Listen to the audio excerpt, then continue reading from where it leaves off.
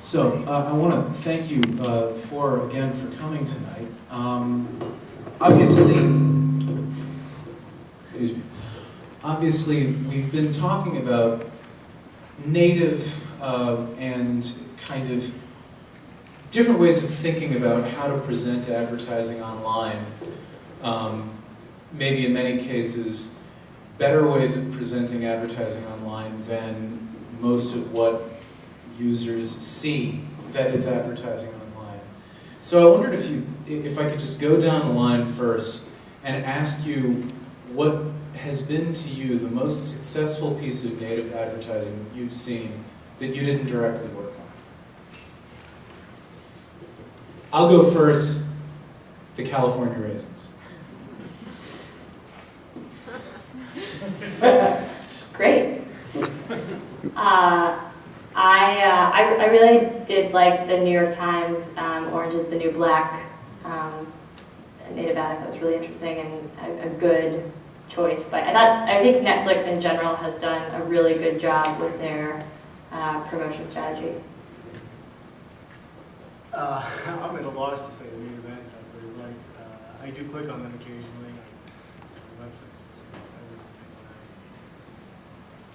I think someone should mention BuzzFeed and their ridiculous model and how successful it's been, as much as I don't want to click on it anymore, I keep doing it. Yeah, you definitely stole mine there, because I think that BuzzFeed, this is a problem going last. BuzzFeed does a fantastic job. It's a little tricky though, BuzzFeed, you really need to, as a brand, you really need to try hard to make sure that your message isn't lost, because they're, as a publisher, their placements are just so iconic that a lot of times the brands will have their own message kind of get subsumed by BuzzFeed, but when it's done well, it's fantastic. You click on it, you don't even realize that it was a native ad. You read through the whole thing, you see the ad at the bottom, the logo at the bottom, and you're like, oh, that makes sense. That's great. So, John and Gianella, it sounded like you were both really focusing on thinking about what the user might want to do at the end of the engagement with the ad. So, in particular, making sure to place in front of them at that point the means with which to take action. I wondered if you could talk about where you see that heading. I mean, beyond what you've currently done, where do you see that going the next 18 months? That is a great question. I can say that our client base is very much focused on thought leadership campaigns generally. It's the same advertisers and clients that are likely to advertise or work with The Atlantic in some way. So it's typically not, we don't typically work with clients that are trying to sell you a good, right? They're trying to showcase their knowledge in a given area. And we've worked with a variety of clients to think about, and I mentioned this briefly, how they can break out of the PDF. Because traditionally, thought leadership has existed in sort of PDF, like here, let me give you my white paper, and hopefully you'll read it, but like most likely you won't.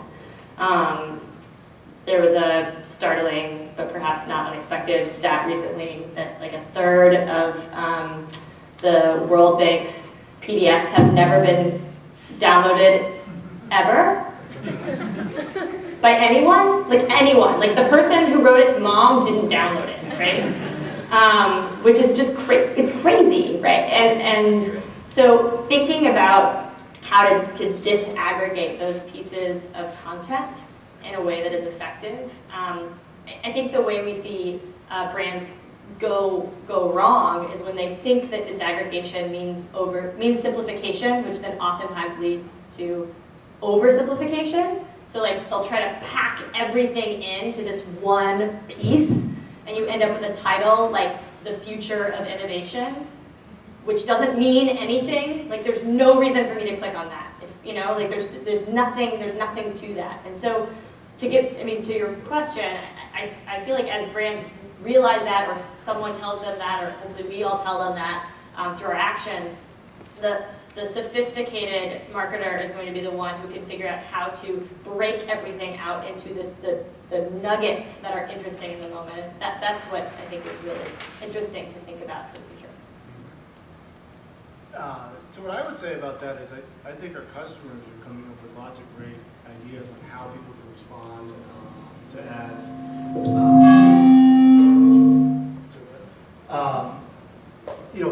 We're doing a lot with content promotions as well as user controls. We started out just purely focused on advertisements, and the content promotions, I showed you guys our average conversion rate was 6%. I think somebody tweeted about that. That probably sounds maybe not totally credible, but that's because we do stuff with NPR and they do TED Talks. This was an idea they gave to us, I think, in the first couple of meetings. And on the NPR One app, there'll be an ad that comes on and says, does a little snippet of the TED Talk, and it says, do you want to hear the rest? And the conversion rate on that is just incredible. So the blending of those advertisements and content, we see that as something for what we do, which is really focused on audio, obviously. We see that as something that's a huge winner. For a TED Talk, how much does that help NPR? That's, I don't know that it adds a lot to their bottom line.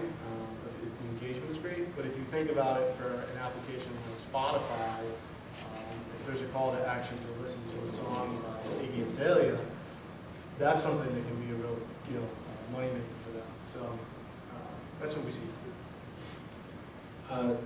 Zeb and Joe, I wanted to ask you, it sounded like part of what you really wanted to get across is the notion of, this is native advertising, but this really isn't, or this is good advertising, but this really isn't.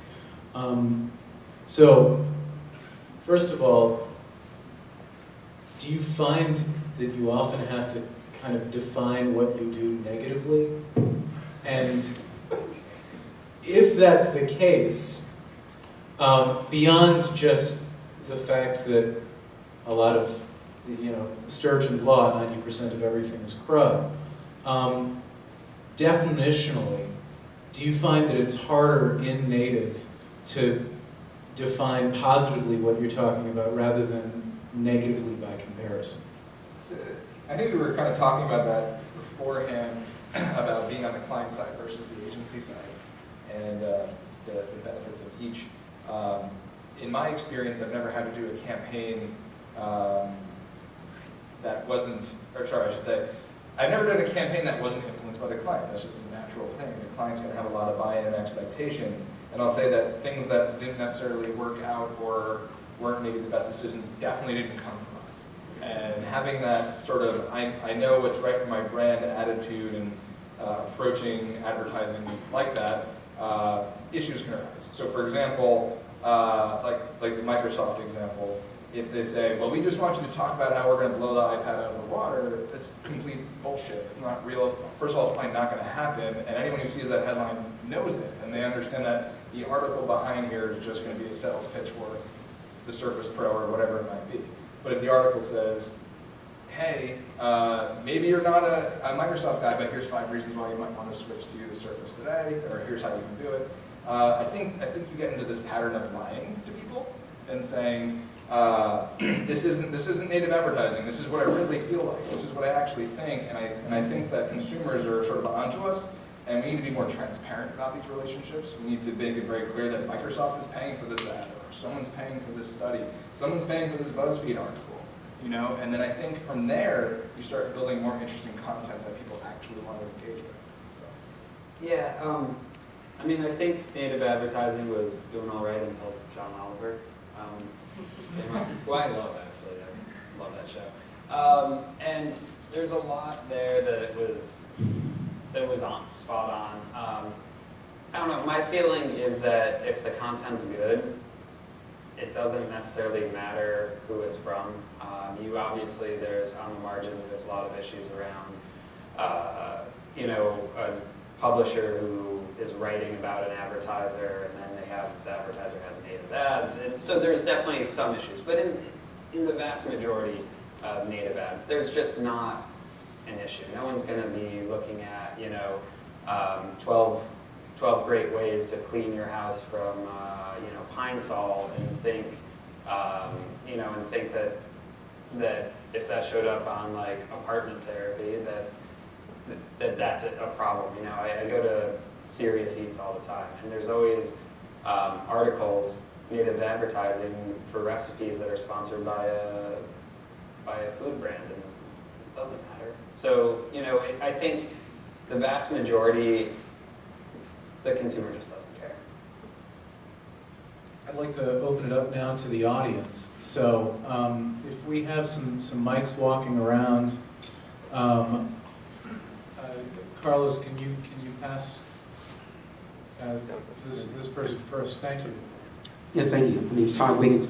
I have a question about, particularly in your presentations, that the part that I found a bit anticlimactic, even though I really enjoyed most of what you said, was at the end. They said you should have a strong ending to your presentation. And the part where it sort of petered for me was when you didn't really show the connect between all of those things you had going, the tools and so on, and figuring out how things work down to the results. Because you said getold.com is doing well and you had an ad campaign that was successful, but I was still waiting for you to tell me what the results of it were.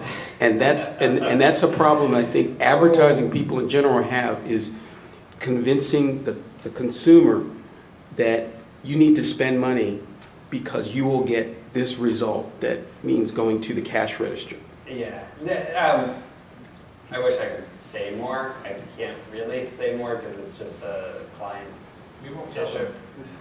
Absolutely not. This is not We will public tell them. in the least. But to go to your broader point, it really depends on what brand you are. So with Pfizer, again, it's about reputation. And they have some internal stuff that shows that when something goes up, why does this? And that's great, and they're happy, and we're happy, and it's wonderful. For, let's say it's a lifestyle e-commerce brand, and they're doing native advertising. Let's say it's an outdoor brand. I'm going camping this weekend, so let's say it's an outdoor brand, and they're doing native advertising on a site, and they can find out, they know that when someone comes to their site and reads their content, that those people convert to sales X% of the time. They can then make those same assumptions with native advertising. They're placing their content on another site, and if they get a content view, they get 100,000 content views, they know that's going to turn into, or correlated to, let's say, $50,000. So there are ways to do that. It gets a little trickier when you're not talking about money and you're talking about something a bit more wishy-washy, net promoter score, reputation, awareness, brand awareness. Those are just inherently harder to measure and make them meaningful. But at the end of the presentation where I was talking about attribution, that's really where it gets really interesting, because what attribution modeling does is quantifies those really broad metrics like awareness. And it really, you can figure out what awareness actually does for your sales. And that's where it gets really interesting. And plugging native advertising into that is just fantastic. Hi, my name is Lally Marino. Thank you guys for coming out. I think one of the first, I have kind of a question about the way native advertising is going. I know someone mentioned kind of like those clickbait titles. And I know that there's been talk of like the Upworthy model with how to name what you're talking about, really grab your attention. And one of you, I think it was you, Zed, mentioned the influence, or clients who've been talking about that the whole time. And I know I've seen where clients may have used that Upworthy model. Do you think that native advertising will kind of get away from that and be able to show clients that those clickbait things that may not deliver in the end will not be the best way, or do you think that that'll be kind of a constant struggle in the native advertising model? Yeah, I think it's kind of a fad. They work now, they might not.